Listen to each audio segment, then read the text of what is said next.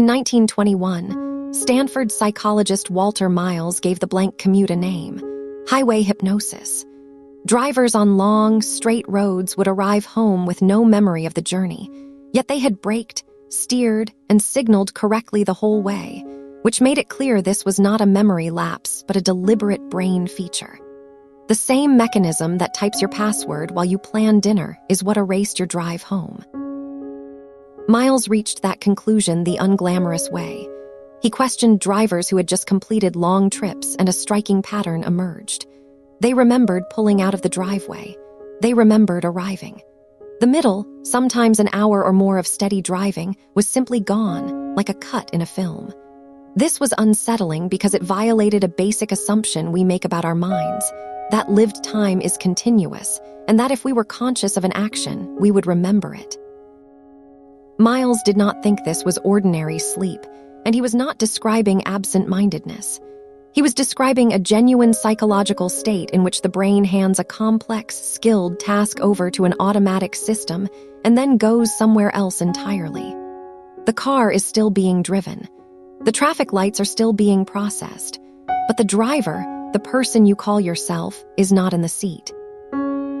Or rather, that person is in the seat. But the mind that claims to be you is off planning tomorrow's meeting, replaying last night's conversation, or silently rehearsing an argument you will never actually have. For decades, researchers treated this as a kind of micro-sleep, a brief nod that got stitched together into a seamless story by a memory system that hates gaps. That explanation fell apart once scientists started recording brain activity during driving. The brain waves of someone in a highway trance are not the brain waves of someone asleep. They are the brain waves of someone awake and completely preoccupied with something that is not the road. The truth is more interesting.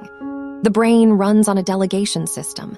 When a behavior is new, every step demands conscious attention. That is why your first drives are exhausting, your first day at a new job is draining, and a novel password momentarily freezes your fingers. But the brain is built to offload.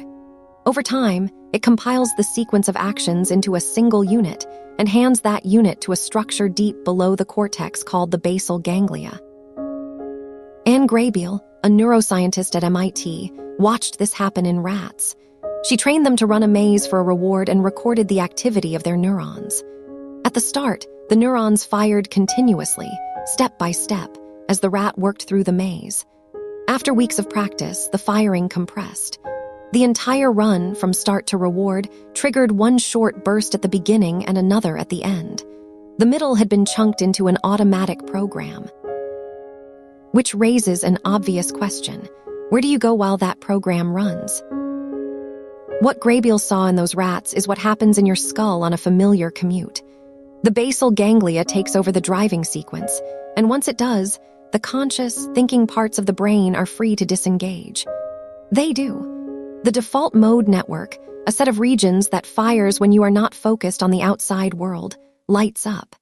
This network is responsible for daydreaming, mental time travel, and self-referential thought. It is the part of the brain that worries about your career, replays embarrassing moments, and rehearses conversations that never happen. When you slip into highway hypnosis, you do not go blank. You go inward. The road stops demanding your attention, so the default mode network starts filling the space with your own life, projected onto nothing but the windshield. Now the real question. If your hands and feet handled the drive, why is the memory so empty? Memory encoding is not automatic. For an experience to become a lasting memory, the hippocampus needs to bind together what happened, where it happened, and when it happened, into a coherent story. That binding requires attention. When the default mode network is busy elsewhere, the hippocampus is not getting the rich sensory stream it needs to build an episode. So the drive simply never gets recorded as an event. It is not that you forgot the commute. You never stored it. The skills that kept the car in its lane were stored in a different system entirely, a system that handles how to do things, not what happened. You might be able to explain how to drive perfectly, but you have no memory of having driven this particular morning. The body performed. The mind was elsewhere, and the two records were never merged. Researchers have watched this split happen in real time. In driving simulator studies, participants wear EEG caps while they navigate long, monotonous stretches of virtual road. They are asked periodically whether their mind was wandering. When they report that it was, the EEG shows a distinctive pattern. Alpha waves increase over the parts of the brain that process visual input from the windshield, while the default mode network becomes more active. In plain terms, the brain is turning down the volume on the outside world and turning up the volume on inner thought. Drivers in this state maintain their speed, stay in their lane, and steer smoothly. They look completely competent. Then a hazard appears, a pedestrian stepping into the road, a car braking suddenly, and what the EEG reveals is a delay. The conscious brain has to be summoned back. That summoning takes time, and that time is where accidents happen. This is the dangerous edge of an otherwise elegant system. The autopilot is brilliant at handling the familiar, but it is essentially blind to the novel. It processes what has always been there. It ignores the billboard you have passed 100 times, and it filters out the sound of the engine because nothing has changed. But the moment something violates its expectations, the entire brain has to be pulled back on deck. That abrupt handoff from basal ganglia to conscious control is not instantaneous. Studies suggest it can take close to a second, sometimes more, before the conscious mind has fully registered what is in front of it. A car traveling at 60 miles per hour moves about 88 feet in that single second. That gap, the space between automatic expectation and conscious recognition, is what makes long, monotonous highways genuinely dangerous, even though they feel, and are, the easiest roads to drive. But here is the thing. None of this is a malfunction. The brain is not glitching when your commute disappears. It is making a trade, and it makes the same trade dozens of times every day.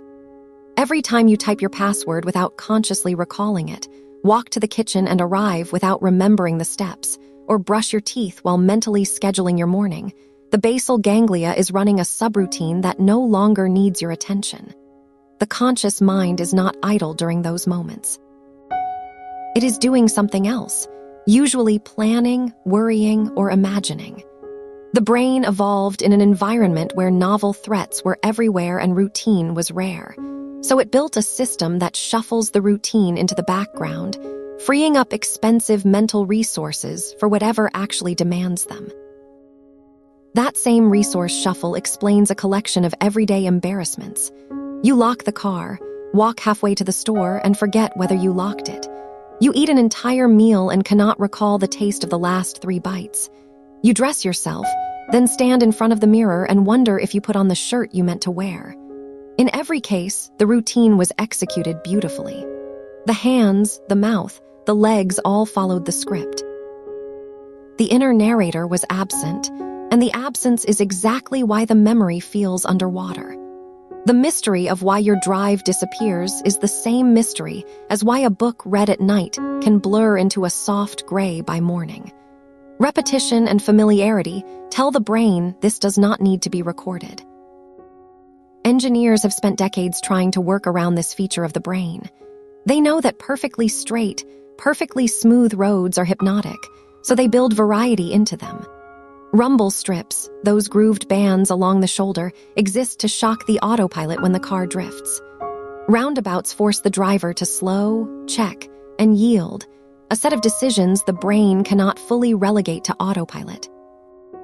Speed bumps, narrow lanes, and changing road surfaces all serve the same purpose: to break the monotony and keep the conscious mind in the loop. A road that demands nothing from you is a road your brain will happily manage without you.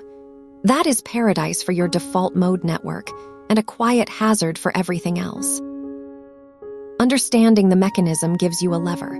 The autopilot engages in proportion to sameness.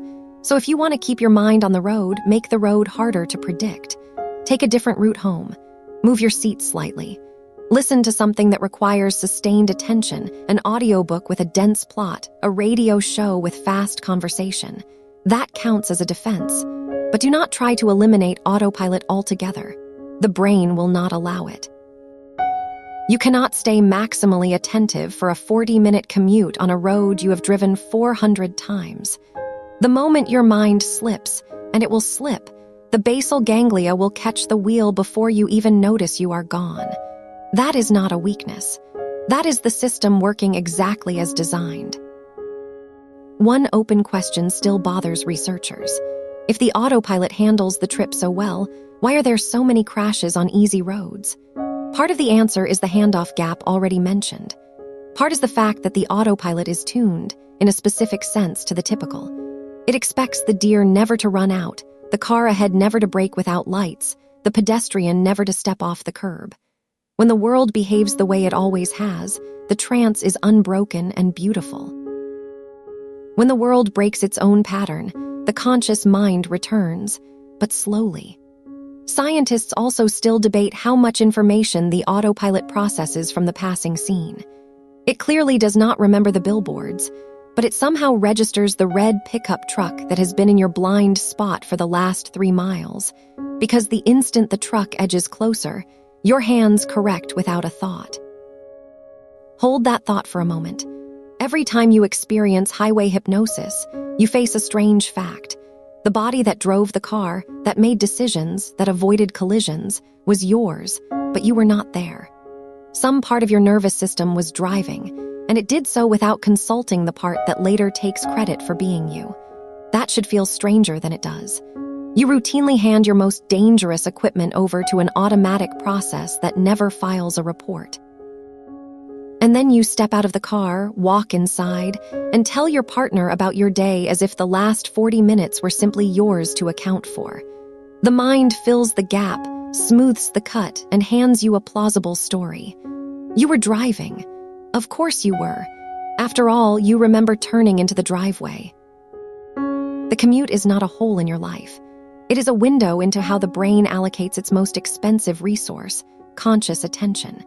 Every routine you have ever mastered has been moved out of that spotlight, so the spotlight could point somewhere else. That is the trade that lets you learn a new language or solve a hard problem while your legs carry you down a familiar street. The cost is that some portions of your life will be lived and lost without a trace. But those traces are not where the value sits. The value is in the thinking your brain was doing while your hands were busy. The drive disappears, but the thought it bought you might turn into something that does not.